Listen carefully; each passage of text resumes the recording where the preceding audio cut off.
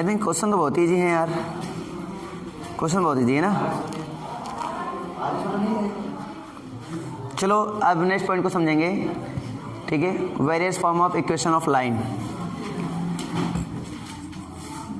Equation of line, इसको discuss करेंगे, ठीक है। इक्वेशन ऑफ लाइन को अगर हमें अलग अलग फॉर्म दिया जाएगा तो अलग अलग इक्वेशन होंगे हमारे पास, जाहिर सी बात है, राइट। तो जैसे मान लीजिए मेरे पास ये क्वाड्रेटिक सिस्टम है, एक्स वाई प्लेन है मेरे पास,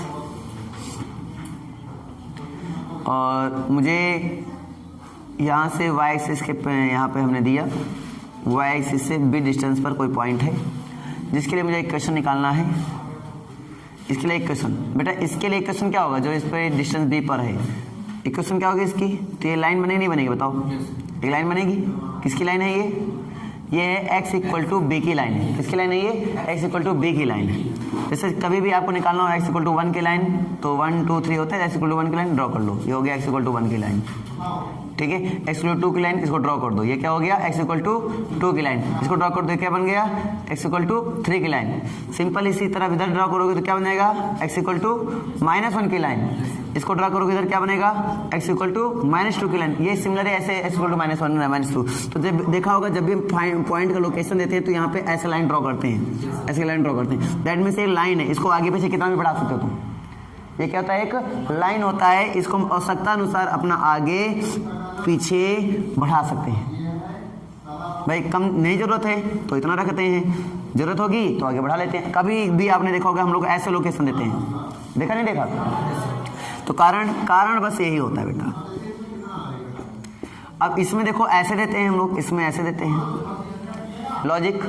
भाई एक लाइन हुआ, ये y इक्वल टू 1 की लाइन मान लो, तो इसको जितना बढ़ा दो आगे, इसको ऐसे बढ़ा दो, इसको ऐसे बढ़ा दो, y इक्वल टू 1 की लाइन बन गई। इस टाइप से समझ में आ रहा है कि नहीं आ रहा है। तो इसका मतलब ये लाइन होती है बेटा, ये कभी भी आप इनमें कंफ्यूज मत हो।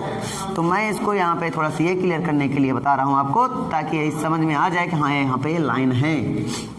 तो यहाँ पे अगर मैं बात करूँ ये, तो ये हो गया, अगर ये डिस्टेंस हमारे पास b है तो ये लाइन कैसी होगी, x इक्वल टू सॉरी अगर ये डिस्टेंस a है तो x इक्वल टू a की लाइन हो गई, ठीक है। अगर मान लीजिए हमारे पास ये हमारे पास है इधर, ठीक है, इधर है, इस बार ये डिस्टेंस b है, कितना है ये डिस्टेंस, कितना है बेटा, ये डिस्टेंस a है, ये डिस्टेंस कितना है b, तो ये कितना होगा लाइन, तो y इक्वल टू b की लाइन होगी, ठीक है। ये सेकंड पॉइंट हो गया, ये आपका फर्स्ट पॉइंट हो गया। इसमें लिखा क्या रहता है, x अक्ष के समांतर, इस वाले में क्या लिखा रहता है, x अक्ष के समांतर b दूरी पर खींची गई सरल रेखा का समीकरण बताइए। x अक्ष के समांतर y दूरी पर खींची गई सरल रेखा का समीकरण बताइए। तो आप ये फॉर्मूला लगाएंगे, y h के समांतर a दूरी पर खींचे गए सरल रेखा का समीकरण बताइए। तो क्या बताएंगे, अब ध्यान से देखोगे y h से दूरी हर जगह a रहेगी बेटा, y h के समांतर a दूरी पर, y h के समांतर a दूरी पर खींची गई रेखा का समीकरण क्या होगा, x बराबर है x अक्ष के समांतर b दूरी पर, x अक्ष के समांतर b दूरी पर खींची गई रेखा ये होगा। यानी कि इसमें बोलेंगे हम लोग the line of equation whose parallel to x axis at distance b parallel to y axis at distance a, ये आपको गिवन होगा तो आप बता देंगे कि हाँ लाइन इक्वेशन हमारे पास क्या होगी, तो हो जाएगी x इक्वल टू a हो जाएगी, इधर हो जाएगी y इक्वल टू b हो जाएगी। तो नोट कर लीजिए आप लोग, डेफिनेशन पॉइंट डाल के नोट करिएगा। पहला पॉइंट y एक्सिस के पैरेलल, ठीक है, लाइन ड्रॉ करनी है, लाइन इक्वेशन फाइंड करनी है एट डिस्टेंस a, हो जाएगा x इक्वल टू a, इस टाइप से। बोलोगे तो नहीं ना,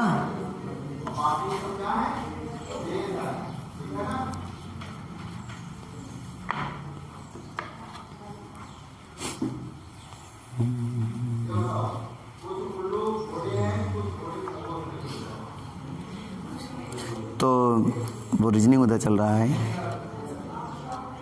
तो नोट कर लो, हम इंक डाल लेते हैं, ठीक है।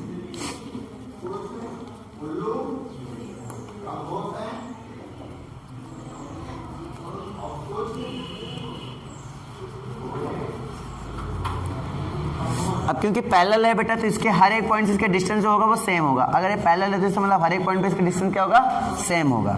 अब तो लॉजिक क्लियर हुआ, नहीं क्लियर हुआ? ठीक है, अगर तुमसे यहाँ पे कोई डिस्कस कर ले यहाँ के लिए y की जो वैल्यू होगी वो कितनी होगी, y की value x equal to a है, लेकिन y की वैल्यू y कहाँ से कहाँ तक फैला हुआ है?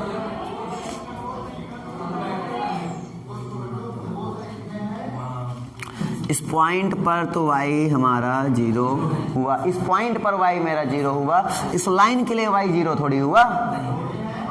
समझे क्या? इस लाइन के लिए y 0 हो गया क्या? मैं चेकआउट करके दिखाता हूँ। इस पर आओगे तो कोई ना कोई y को पॉइंट मिल जाएगा। x हमारा फिक्स हो गया a, x मेरा a रहेगा, y मेरा क्या हो रहेगा? हाँ, तो y की जो वैल्यू बनेगी ना यहाँ पर वो बन जाएगी -∞ से +∞ भाई साहब। और यहाँ पे जो x की वैल्यू बनेगी ना वो क्या बनेगी? x की वैल्यू -∞ से +∞ के बीच में। कुछ भी बोल देते हो तुम लोग हैं।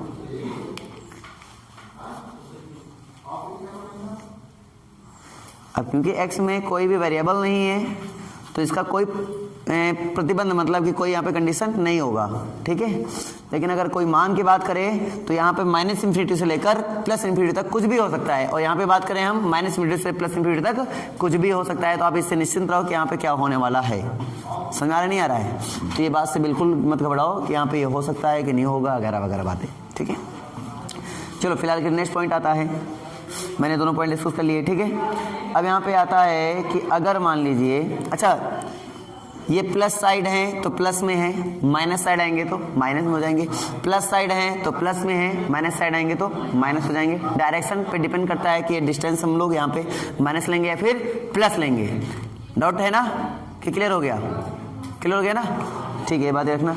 इसमें एक क्वेश्चन आता है, क्वेश्चन ध्यान सुनिए। यहाँ पे पॉइंट आपको गिवन है, हमें एक ऐसे पॉइंट एक गिवन है होगा 3,4। मैं आपको क्वेश्चन बोल रहा हूँ, ध्यान देना। पॉइंट आपका गिवन है और इस पॉइंट में क्वेश्चन कह रहा है कि पैरेलल टू एक्स एक्सिस, यानी कि हमें ऐसे लाइन निकालनी है जो कि एक्सिस के क्या होनी चाहिए, पैरेलल होनी चाहिए और इस पॉइंट से होकर जाए। Find the line of parallel to x axis whose passing through this point. तो इस पॉइंट से होकर जाता है और parallel to x axis and y axis, x के भी पैरेलल होता है और वाई के भी पैरेलल निकालना है। एक्स के पैरेलल अलग लाइन निकलेगी, वाई पैरेलल अलग लाइन निकलेगी, दोनों लाइन क्या होनी चाहिए, इस पॉइंट से होकर जानी चाहिए। तो तुम बताइए मुझे, यहाँ पे थोड़ा सोच के बताना है, ठीक है। अगर सोचोगे, ये पॉइंट मान लो 3,4 यहाँ पे कहीं आ रहा है, लोकेशन दे दो इसकी। अब हमें एक्स एक्सिस के पैरेलल लाइन ड्रॉ करनी है, तो कितने पर ड्रॉ करेंगे, कितने पे, 4 पे, तो 4 पे। इसकी इक्वेशन क्या हो जाएगी, बोलो, y equal to 4। Parallel to y axis draw करेंगे तो ये इसकी इक्वेशन क्या हो जाएगी, x इक्वल टू 3। अब तो समझे? तो यहाँ पे हमें क्या निकालनी थी, ऐसे लाइंस निकालनी थी जो कि पैरेलल टू एक्सिस है। पैरेलल टू एक्सिस का मतलब हुआ x axis and y axis है। तो एक्स एक्सिस पे जो पैरेलल लाइन निकलेगी वो क्या निकलेगी, x इक्वल टू 3, और y एक्सिस के पैरेलल होंगी तो सॉरी y एक्सिस के पैरेलल क्या निकलेगा, x इक्वल टू 3, और एक्सिस के पैरेलल क्या निकलेगी, y इक्वल टू 4। ठीक है। डिस्टेंस की अगर हम बात करें, डिस्टेंस, तो अगर हम बात करें कि इस पॉइंट का डिस्टेंस x एक्सिस से कितना है, सॉरी x एक्सिस से, तो x एक्सिस से इस पॉइंट का डिस्टेंस कितना है, कितना है, 4। भाई ये साहब 4 है ये, है ना। और इस पॉइंट का y एक्सिस डिस्टेंस कितना है, 3। तो डिस्टेंस ही तो निकलता है ना इधर, तो डिस्टेंस बन गया नहीं बन गया? नहीं समझे क्या बात? अरे नहीं तो बताओ, आगे कर लो कर लो कर लो भाई।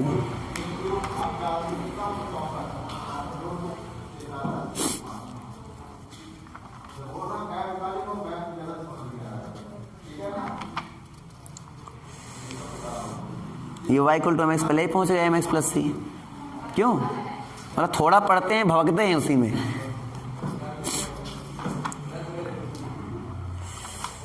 देखो, पेशेंस बहुत बड़ी चाबी है। मैं आपको स्टोरी सुना देता हूँ, ठीक है। आपको एक स्टोरी सुनाया जाता है, विक्रम और वैताल की स्टोरी। सुना है नहीं सुना कभी? सुनो।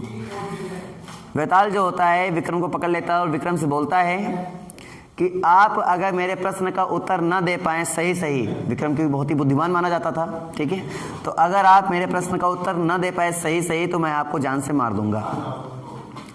उन्होंने बोला यहाँ पे 3-4 कैरेक्टर हमारे पास रहेंगे। पहला कैरेक्टर गुरु का, दूसरा कैरेक्टर उनकी पुत्री का, और तीसरा कैरेक्टर रहेगा उनके 2 शिष्य का। यहाँ पे समस्या कुछ नहीं है, अभी कैरेक्टर मैं आपको समझा रहा हूँ, अभी क्वेश्चन यहाँ पे एराइज होगा, मैं अभी क्वेश्चन एराइज कर रहा हूँ, और मैं आपको इस स्टोरी से समझाना चाहता हूँ पेशेंस का काम क्या होता है, ठीक है। तो यहाँ पे क्वेश्चन ये हुआ भाई, इसमें क्वेश्चन ये उसने पूछा कि गुरु के 2 बहुत अच्छे शिष्य होते हैं, जो भी नाम है ए बी और नाम दे सकते हो, कोई दिक्कत नहीं। 2 बहुत ही अच्छे शिष्य हैं, बहुत ही अच्छे शिष्य, एक का नाम दिया, एक का नाम दिया मैंने बी। दोनों ही बहुत ही अच्छे शिष्य हैं, और दोनों ही क्या होते हैं, 2 क्या मान लो 3 हैं, हम 3 दे देते हैं, 3 में ज़्यादा सही रहेगा, क्वेश्चन ज़्यादा अच्छा बन जाएगा, ठीक है। तो 3 बहुत ही अच्छे शिष्य हैं। अब गुरु को अपने उन 3, क्योंकि तीनों शिष्य पढ़ने में बहुत ही अच्छे हैं, मतलब पढ़ने में योग्यता के आधार पर देखा जाए तो तीनों शिष्य अपनी अपनी जगह पर बराबर हैं, और तीनों के तीनों ही उसकी पुत्री से बहुत ही ज़्यादा प्यार करते हैं। अब उसको किसी एक के साथ अपनी पुत्री का शादी करना है, समझ में नहीं आ रहा है, किसी कारणवश से मतलब ऐसे डिसाइड पुत्री भी नहीं कर पाती, क्योंकि तीनों ही बहुत योग्य हैं और तीनों ही उसके पुत्री को बहुत ज़्यादा प्यार करते हैं। तो इस बात को डिसाइड करना बड़ा मुश्किल था कि शादी किसके साथ होगी, समझ में आ रहा है, ठीक है। अब होता क्या है कि पहला चीज़ ये हुआ कि ऐसा है कि पुत्री को कुछ ऐसी बीमारी मरेगी, पुत्री हो गई एक्सपायर, तो पुत्री एक्सपायर हुई समझो, तो उसको दफनाया गया। तो पहले ने बोला, क्योंकि प्यार बहुत ज़्यादा करते थे, पहले ने बोला कि हम यहीं समाधि ले लेंगे, मतलब यहीं पे हम बैठ जाएंगे, अब हम हिलेंगे नहीं, इसके पास से नहीं हटेंगे, क्योंकि हम इसके प्यार के वियोग में पागल हो चुके हैं, हम यहीं पे बैठेंगे। दूसरे ने बोला हम इसको जीवित करने के लिए अब हम एक ऐसा मंत्र जड़ी बूटी लेकर आएंगे जिसकी वजह से हम इसको जीवित करेंगे, ठीक है। तीसरा बोला किसके प्यार में हम योगी बन गए, योगी बन जाएंगे और हम संन्यास ले लिया, अब हमें साधु बन गए, हमें कुछ नहीं करना है, समझ में नहीं आया। 3 लोगों ने ऐसा किया, 3 लोगों ने अपने अपने तरीके से भाई, सब कोई ये मंत्र ढूंढने में चला गया है कि हाँ ये करेंगे, कोई ये बन गया है और कोई क्या बन गया, ठीक है, सब अलग अलग तरीके से बन चुके हैं। अब ये हुआ कि वो व्यक्ति कई सालों बाद आया, तथा वो अपने समाधि पे बैठे हुए थे, मतलब वो बैठे हुए थे सब उनके, ठीक है। वो कहाँ गए थे, वो साधु बन चुके थे, और वो कहाँ गए थे, वो उनके जीवित करने के लिए कोई जड़ी बूटी ढूंढने गए थे। 3 लोग, 3 केस तुम्हारे सामने आ गए। वो जड़ी बूटी पा जाते हैं, जीवित करने वाला वो लेकर आ जाते हैं और उनको वो जीवित कर देते हैं। अब 3 लोग फिर हाजिर हुए, बताओ वो पुत्री किससे शादी करेगी, जिसने जीवित किया। जन्म देने वाला बेटा होता है पिता, तो व्यक्ति बन गया पिता के समान।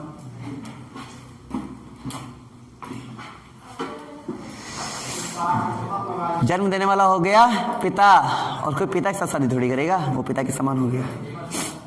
जो सब समाधि के पास बैठा था, क्यों?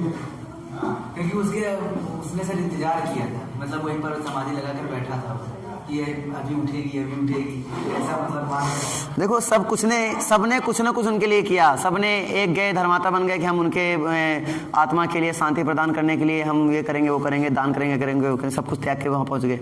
एक ने वो धर्मगुरु बन गए, उनके क्या बन गए, वो धर्मगुरु। अब गुरु के साथ कोई शादी तो करेगा नहीं।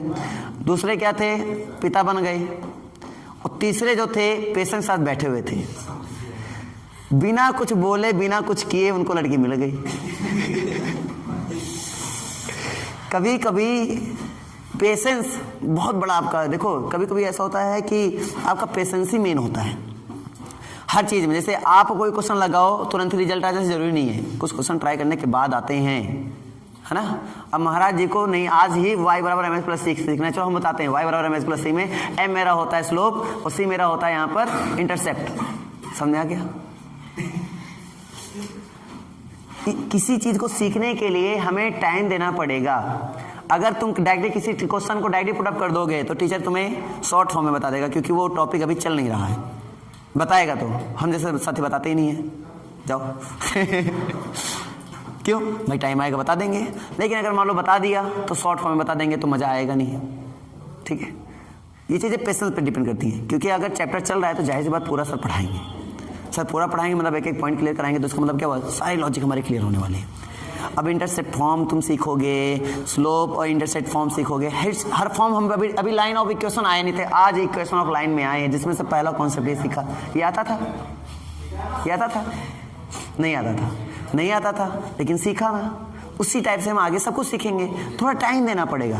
अब सुन सोचो बिना टाइम दिए हम सब कुछ इकट्ठा ऐसे आए, सर को हमने बोला, सर ने लिए, बच्चा लो गवर्नमेंट लो, ऐसे लो, ये लो, सीख गए, घुला के पिला दिया, बच्चा हिरन बन गया एकदम, उड़ा देगा। ऐसा तो होता नहीं है, टाइम देना पड़ता है। क्या देना पड़ता है? टाइम, पेशेंस रखना पड़ता है बेटा, पेशेंस। लड़की मिल गई थी, ठीक है ना? वैसे ही तो थोड़ा सा इस बात को ध्यान देना, मिल जाएगा तुम्हें भी।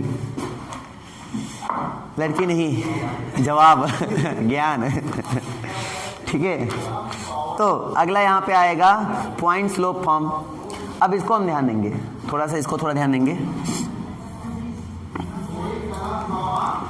अब होता नहीं है कि क्वेश्चन ऐसे आते हैं कि पर्टिकुलर किसी पॉइंट से होकर जाता है, उसका कोई स्लोप होता है, होता नहीं है ऐसे क्वेश्चन कि उसको वो लाइन इक्वेशन निकालिए जो 2 पॉइंट्स होकर जाता है, उस लाइन का इक्वेशन निकालिए जो 2 पॉइंट्स होकर जाता है, या फिर एक पॉइंट होकर जाता है उसका स्लोप इतना है।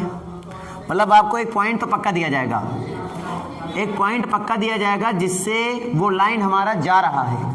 कंडीशन समझना, मैंने क्या बोला, एक पॉइंट तो आपको पक्का दिया जाएगा जहां से वो लाइन होके क्या हो रही है, जा रही है, और कोई ना कोई स्लोप उसका पक्का होगा। स्लोप मतलब समझ पा रहे ना? ठीक है, कोई ना कोई स्लोप उसका पक्का होगा, तो स्लोप हमने ले लिया m। आप स्लोप ना देकर दूसरा पॉइंट दे दें तो भी स्लोप निकाल सकते हो, क्योंकि 2 पॉइंट्स होकर जाने वाली लाइन का स्लोप निकाला जा सकता है। सिंपल क्या होता है formula, y2 - y1 upon x2 - x1। अगर वो किसी एंगल से इंक्लाइनेशन है वो लाइन, तो भी आप निकाल सकते हो स्लोप। कैसे? m बराबर tan थीटा। तो हमारे पास बहुत सारे तरीके होते हैं m निकालने का। तो हमने यहाँ पे 2 पॉइंट ले लिए, चाहे 1 पॉइंट ले लो, कोई दिक्कत नहीं है, हम यहाँ पे 2 पॉइंट लेते हैं ऐसे, ठीक है। तो हमें इस लाइन का इक्वेशन कैसे निकालेंगे, या फिर हमें पॉइंट ना देकर, हमें एक पॉइंट नहीं देकर हमें स्लोप ही दे दिया गया m, तो हमें इस लाइन का इक्वेशन कैसे निकालेंगे आपको ये बताना है। सोचो कैसे निकालेंगे आप, सोचिए कैसे निकालेंगे हम लोग। अगर आपको दे दिया जाए तो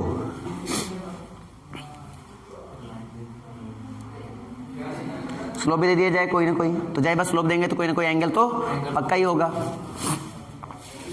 सोचो, तो लाइन तो पहले ड्रॉ कर ले, ये लाइन ड्रॉ कर लिया, इसका कोई ना कोई स्लोप होगा, तो एंगल पक्का ना कोई होगा। एक पॉइंट जहां से होकर जाता है वो पॉइंट में लिए मैंने ले लिया x1 और y1। अब इसके बहुत सारे पॉइंट हैं, लाइन के एक पॉइंट होता नहीं है, इनफाइनाइट पॉइंट्स है, तो जनरल पॉइंट जो लेंगे वो हम ले लेंगे x और y, जिसके लिए हमें इक्वेशन निकल आएगा।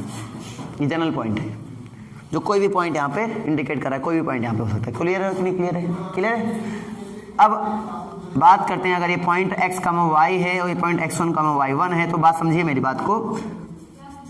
ये कितना होगा, ये पॉइंट कितना होगा x1, ये पॉइंट कितना होगा x, ये कॉमा है, ठीक है। ये पॉइंट कितना होगा y1, सॉरी लाइन गड़बड़ चला गया। ये पॉइंट कितना है y। अगर हम बात करेंगे, थोड़ा सा ऐसे मिला दो इसको, ये एंगल थीटा है, तो ये एंगल कितना होगा, थीटा होगा। तो इसका स्लोप निकाल सकते हो, तो स्लोप निकालना आसान हो गया। अगर ये डिस्टेंस कोई तुमसे पूछे डिस्टेंस कितना होगा, बेटा डिस्टेंस कितना होगा, ये डिस्टेंस कितना होगा, ये बोलो, y माइनस y1। ये डिस्टेंस कितना होगा, x माइनस x1। क्यों? क्योंकि यहाँ से यहाँ तक का बेटा आपके पास x है, ये डिस्टेंस, और ये आपके पास x1, ये हटा देंगे तो आराम से x माइनस x1 निकल आएगा। लॉजिक क्लियर है नहीं? हाँ ना बोलो भाई, आ गया। अब हम जानते हैं, क्योंकि मुझे स्लोप निकालना है, तो स्लोप यानी m is equal to, slope equal to tan theta होता है, या फिर हाइट अपॉन बेस होता है। तो हाइट यहाँ पे कितना है, y minus y1 upon base कितना है अपने पास, x माइनस x1। यहाँ तक समझ में आया कि नहीं आया? आ गया। तो इसका मतलब यहाँ से आपका इक्वेशन क्या निकल के आएगा? इक्वेशन, तो इक्वेशन हो जाएगा y minus y one is equal to m into x minus x1।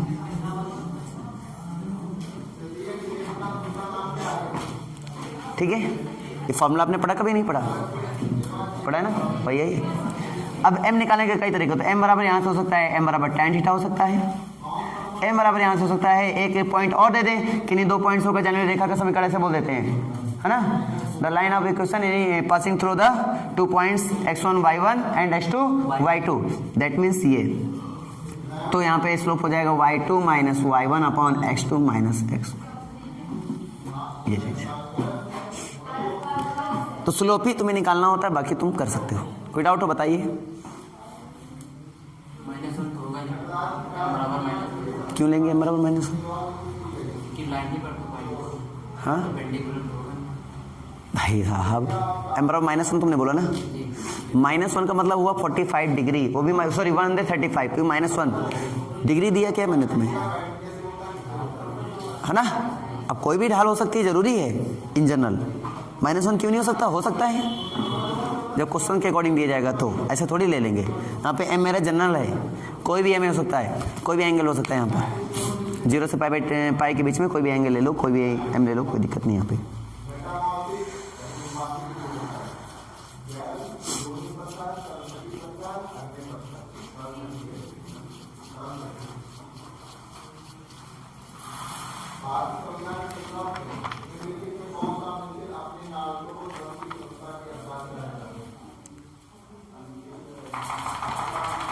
लो ले लो, तुम लोग भी क्या याद करोगे?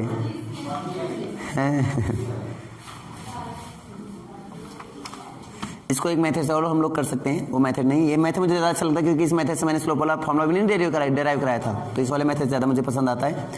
ये मेथड ले लो, ज़्यादा सही रहेगा, अच्छा मेथड है ये भी अच्छा मेथड है। तुम भी क्या याद रखोगे ना, तो उस नाम से देखो, उसने हलवा दे दिया एकदम। ठीक है, एक क्वेश्चन ले लिया जाए इससे। क्वेश्चन लिखो, हमारा पास एक लाइन का इक्वेशन निकालना है जो कि पास होता है 2, -3 से, पासिंग थ्रू द पॉइंट -2, 3 है, सॉरी -2, 3 है, एंड इसकी जो स्लोप है वो दिया गया है 3/4। स्लोप कितना है? 3/4। स्लोप हमेशा याद रखना ये होता है, हमेशा, ठीक है। तो इसी के अकॉर्डिंग लोग निकालेंगे। तो m का जो मान होगा हमेशा इतने पे होता है बेटा, याद रखना, इतने पे, यानी -1 less or equal to m less or equal to +1, या इसके बीच में, इससे ज़्यादा ऊपर नहीं जाता, नहीं ज़्यादा नीचे, याद रखना हमेशा, ठीक है। स्लोप हमेशा ऐसे ही रहता है। तो फिलहाल के लिए मैंने ऐसे बता दिया, लेकिन कभी कभी ऑब्जेक्टिव में ये बात भी डिस्कस कर लेते हैं, इसलिए तुम्हें कोई दिक्कत नहीं होनी चाहिए। तो आई थिंक तुम्हें पास पता चल गया किस पॉइंट होकर जाता है, -2, 3 होकर जाता है। स्लोप कितना हो गया? 3,4, सो 3/4। इक्वेशन क्या होगी? तो y माइनस y1 की वैल्यू, ये x1 हो गया, y1 हो गया, ठीक है। तो y माइनस y1 की वैल्यू कितनी अपने पास? 3 इक्वल टू m मेरा कितना है? 3/4। x माइनस x1 कितना अपने पास? -2, -2 हो जाएगा, 4 से मल्टीप्लाई करिए, 4y minus 4 3 equal to 3x और प्लस, क्लियर है? क्या करेंगे यहाँ से? 4y minus 3x equal to 16 क्यों? 18। नहीं समझ में आया क्या? आ गया? चलो एक क्वेश्चन और दे दिया जाए भाई साहब, लिखो। -4, 5 से होकर जाता है, -4, 5 से होकर जाता है, -4, 5 से होकर जाता है, और एंगल जो बना रहा है पॉजिटिव डायरेक्शन x के थ्रू, वो मिल रहा है 45 degree.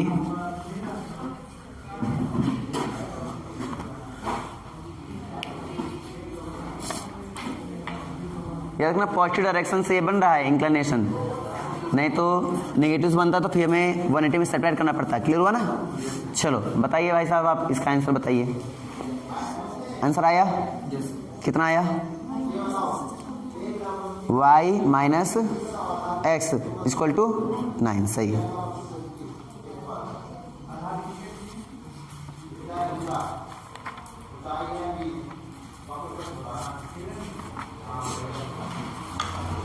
y minus x equal to 9, ठीक है। अगर मैं एक और इक्वेशन दूँ तो कर लोगे तुम लोग? ऑप्शन भी इसमें दे दूंगा, कोई दिक्कत नहीं है। तो यहाँ पे एक पॉइंट है 4,0, एक पॉइंट है 4,0, दूसरा पॉइंट है आपके पास 0,-3। पहला पॉइंट है 4,0, दूसरा पॉइंट है 0,-3, ठीक है। तो से जाने वाली रेखा PQ का समीकरण होगा, जाने वाली रेखा PQ का क्या समीकरण होगा ये तुम्हें निकालना है।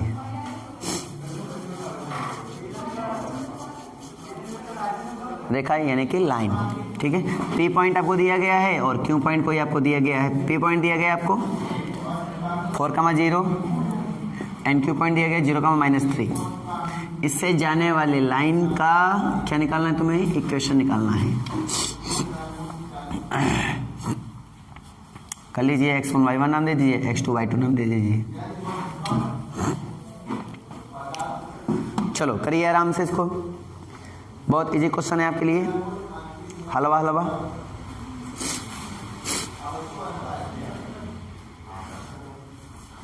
किसी एक को x1, किसी एक को y1, समझे? किसी एक को x1 y1, ये जरूरी नहीं होता है इसी को x1 y माने, इसको भी मानोगे तो आंसर वही आएगा।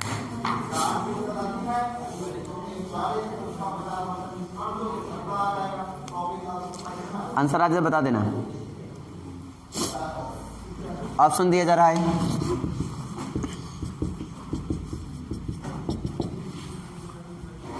+1, ऑप्शन नंबर 2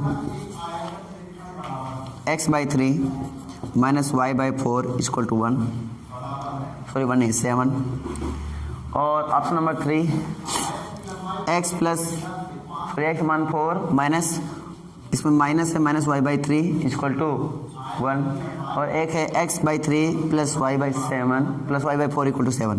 पता कौन सा होगा? कुछ निकला कि नहीं निकला? ये वाला निकला माइनस, अच्छा माइनस फर्स्ट नंबर ये था है। चलो ठीक, तो क्या आंसर निकला? x/4 - y/3 = 1। सभी का ही निकला? क्या बताएं? आ गया? चलो अगला क्वेश्चन लिखो, इसको करके दिखाओ।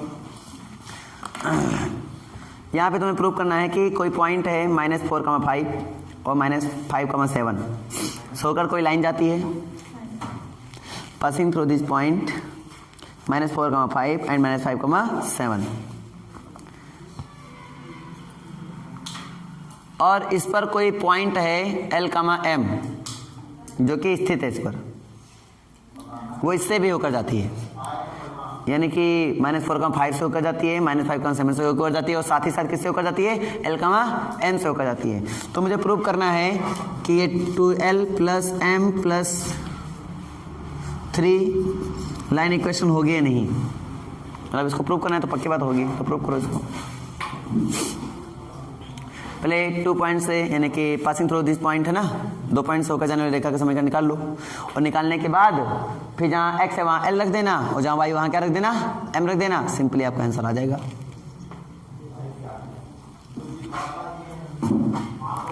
जहाँ x वहाँ L, जहाँ y वहाँ M रख देना, आंसर आ जाएगा।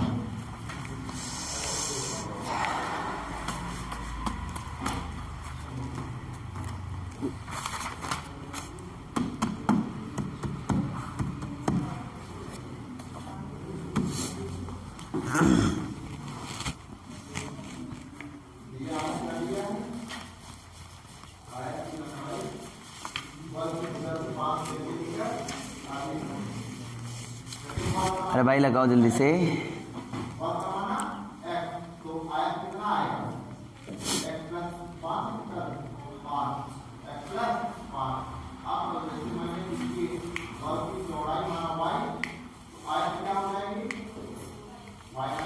चलो अगला देख लो, स्लोप इंटरसेक्ट फॉर्म, यानी कि ढाल अंतःखंड रूप।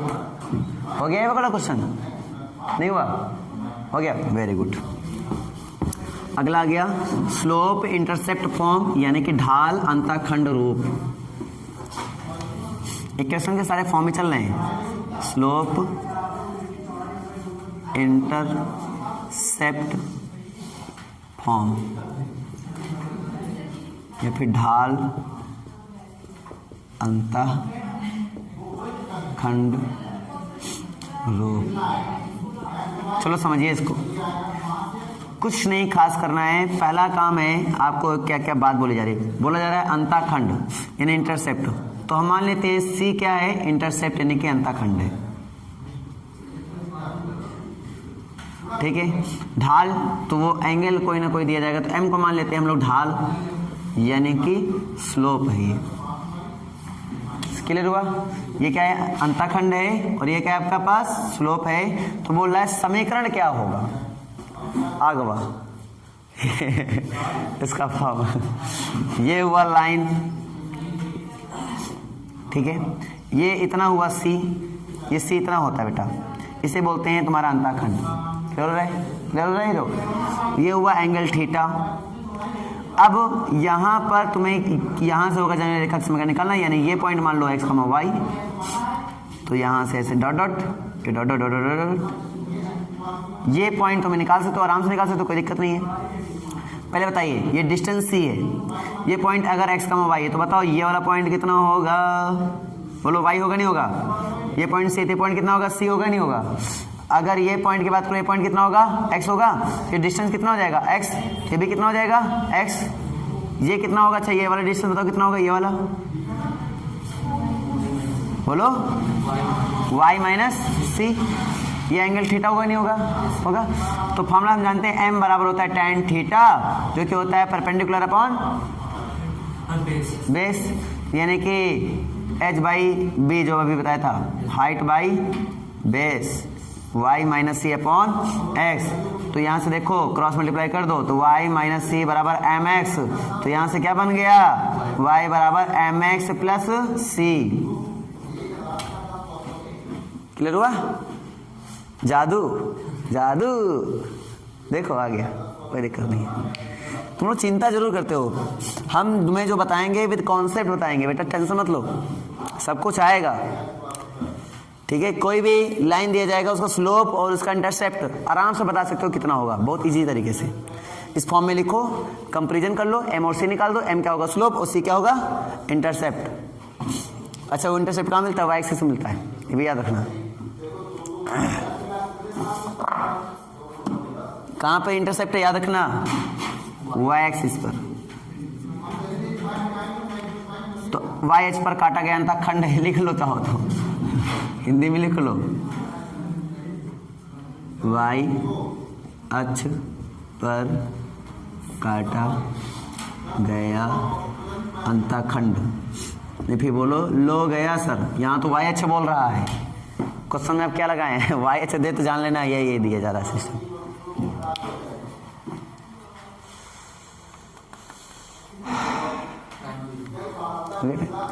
चलो आज के लिए इतना रखो, अभी इसमें डिस्कशन होगा, अभी बहुत सारे पॉइंट इसके बचे हैं, इसी में बहुत सारे पॉइंट बचे हैं, ठीक है। अगर इसको ओरिजिन से लेकर जाए हम, ओरिजिन से, तो अंतःखंड काटेगा क्या? अगर ओरिजिन से लेकर जाए अंतःखंड काटेगा क्या? नहीं। अगर ये लाइन कहाँ जाती, ओरिजिन से होकर जाती, तो क्या सी की वैल्यू मिलेगी क्या? तो सी कितना हो जाएगा, 0। अगर सी 0 रख देंगे तो इसका मतलब ये कहाँ से होकर जा रही है बेटा, ओरिजिन से होकर जा रही है। कहाँ से होकर जा रही है, ओरिजिन से होकर जा रही है, तो y बराबर एम एक्स बन जाएगा। क्लियर हुआ या नहीं, ये बात समझ लो, y बराबर एम एक्स, इसका मतलब हुआ ये ओरिजिन से होकर जाती है।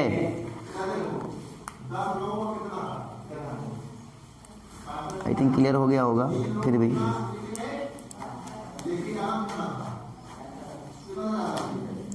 तो अगर ये एक्स एक्सिस के पैरेलल हो जाती, तो अगर ये एक्स एक्सिस के पैरेलल हो जाती तो अंतःखंड तो काटेगा, बट अगर ये लाइन एक्स एक्सिस क्या हो जाती, पैरेलल मतलब ऐसे हो जाती, तो सी तो मिल रहा है, स्लोप कितना मिल रहा है, तो थीटा कितना हो जाएगा, 0। थीटा 0 हो जाएगा तो m बराबर tan थीटा होता है, मतलब tan 0 वैल्यू कितनी हो गई, 0, मतलब क्रॉस मल्टीप्लाई करेंगे तो y इक्वल टू क्या निकलेगा, c। तो जब वो एक्स एक्सिस के पैरेलल हो जाएगी तो y इक्वल टू क्या हो जाएगा, c हो जाएगा। कॉमन सेंस यार, कर लोगे ना क्वेश्चन। चलो बाकी अदर फॉर्म जो है वो कल डिस्कस किए जाएंगे बेटा, आज के लिए इतना ही रखा जाए, हम लोग कल इसको और पढ़ेंगे अच्छे से। समझ में आ रहा है कि नहीं आ रहा है, सबको आ रहा है ना, एंजॉय कर पा रहे हो ना, इसको बोलते हैं एंजॉय करना, ठीक है।